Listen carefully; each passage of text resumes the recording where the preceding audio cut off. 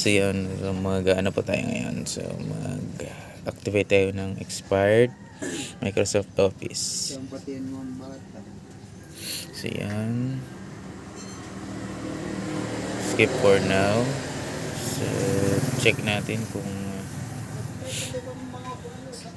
yun, kailangan na 60 days na siya. to.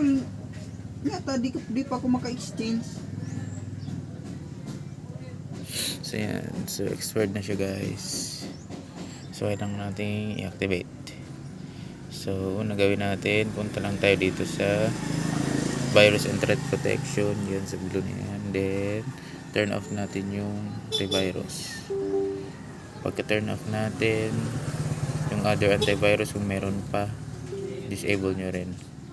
So dito sa case na to, meron din siyang SMAD up. So disable natin yun. Yan. So after nyan, punta na tayo sa pang-activate natin. So ako kasi ang activator ko is KMS. So ito yung gamit ko. Yan guys, KMS tools. So yes lang.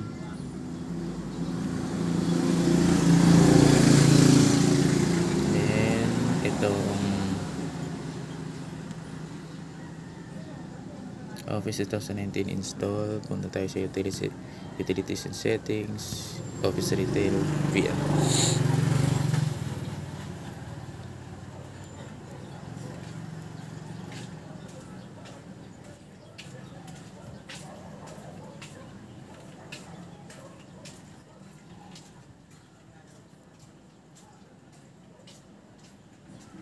Then activate Office.